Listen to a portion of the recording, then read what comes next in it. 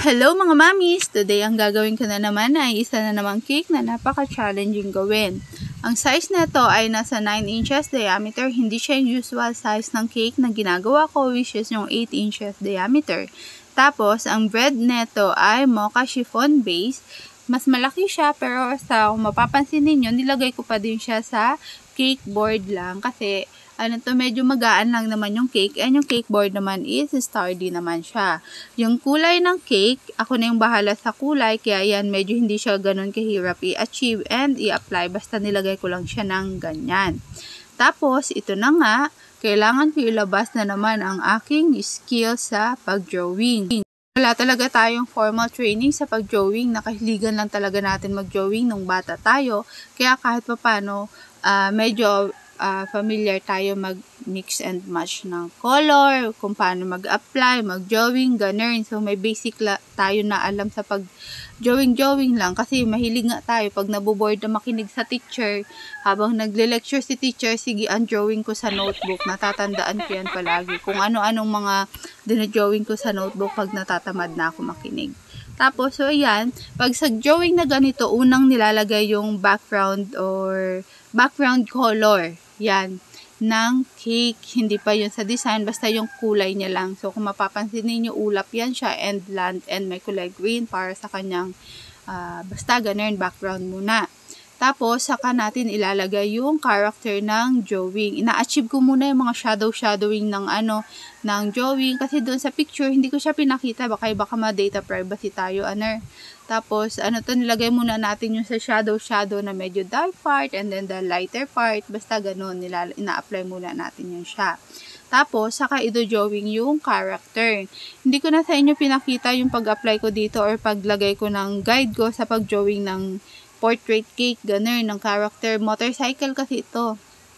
Ayan, di ba nakita ninyo, nailagay ko na siya kasi sobrang tagal ko talagang ginawa to. Nag-start ako ng 7 PM, natapos ako ng 3:00 ng umaga. Ano ba yun? May nahulog sa kapitbahay. Tapos, in order to ni client, rush order nga pala siya. So, morning nag-confirm. So, dali-dali ko siyang i-bake. Mocha chiffon base naman siya. Kaya kahit paano kampante ako na medyo safe siya. Kapag sa Chocomoist ko kasi normally talaga 24 hour yung resting time ko para safe siya sa transport. So, ayan. Tapos, nung nakapag-close na kami ng deal ni client, ang sabi niya ay, dadalhin niya daw sa province, sa Dingalan. Ay di, medyo nagpanic ako. Sabi ko, alam ma'am, good luck ba? Kasi ang alam ko, mga around 6 hours yata ang biyahe papunta doon, mga 5 to 6 hours. Tapos, masigsag ang daan. Kaya sabi ko sa kanya, ma'am, gusto niyo po, open yung box na ilagay ko or yung may window para masilip-silip ninyo yung cake kung okay pa siya. Sabi niya, hindi na kasi surprise nga daw niya yan sa pagbibigyan niya, kaya close na box na lang daw. Bahala na kung mag-iitsura pagdating doon. Medyo hesitant talaga ako na makaayos kaya siya makarating doon. May napagpadala sa Pangasinan, may nagdala na din na client ko. So far, okay naman siya. Mas mataas pa yun. Yun nga lang, nakalagay kasi yun siya sa cake drum. Kahit mas maliit yung size na, pero mataas, nilagay ko siya sa cake drum. And Chocomoist yun siya, mas mabigat. Ito naman, hindi ko na siya nilagay sa cake drum kasi magaan lang naman siya Kaya lang, dapat pala, nilagay ko na lang siya sa cake drum. Medyo hindi ko kasi feel na bagay siya doon sa cake drum, itong may drawing ko na to. Kaya, study ko lang na cake board nilagay. Tapos, ito, tinatapos ko na yung drawing na ganyan, diba? Nagsabi pa nga pala si client, kung pwede ba, na-pick upin ng 4:00 ng umaga or kung hindi 5:00. Ay di, sabi ko, mas later sana ma'am, like, sige 5:00, okay lang po. Para kahit ba paano, makapag-rest pa yung cake. Sabi ko ng ganyan. Kapag gumagawa ko ng mga ganitong cake, may drawing, may target time ako na dapat matapos ko talaga siya. So, 7 PM and then 3 AM ko siya natapos. So, at least, may 2 hours na resting time. Yung chiller, tinaasan ko din yung thermostat niya. And then, yung paste na whipping cream na gamit ko dito, nagbawas din ako ng liquid para kahit paano mas stable yung cream na ginagamit ko. So, mas mabilis siyang mag-firm. Kahit na i-travel niya ng malayo, medyo safe pa din siya. So, ganun. Tapos, na-pick up nga pala ito ng client, mga 6:43 na ng umaga. Inutusan niya lang yung driver niya and then van yung dala. Tapos, may tao pa doon. Kaya medyo kampante ako na maayos nilang mahahatid yung cake. Sabi ko ng ganyan.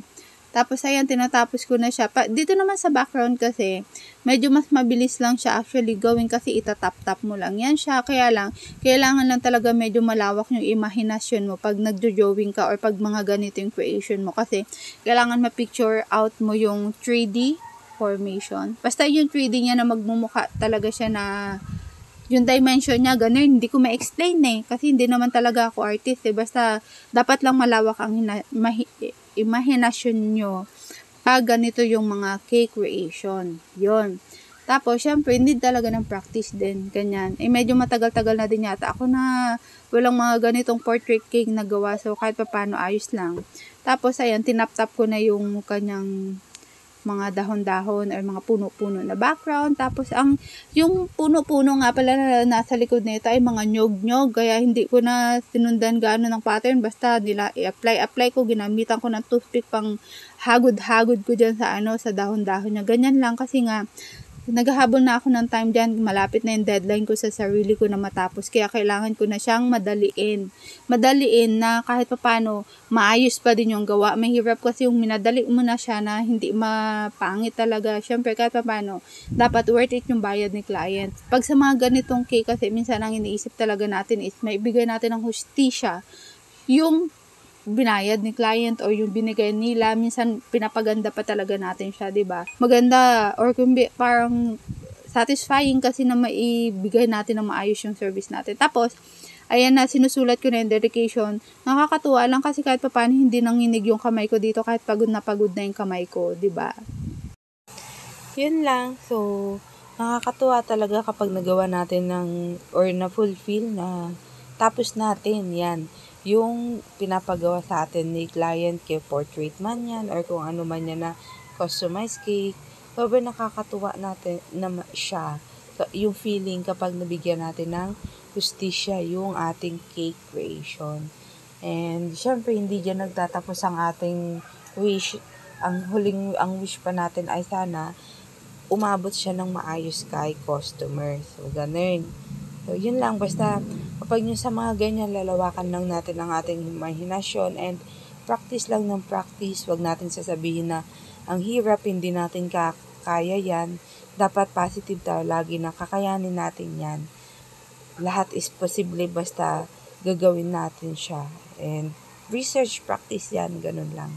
So, yun lang mga mami. Salamat sa inyong panonood. Paalam, ciao!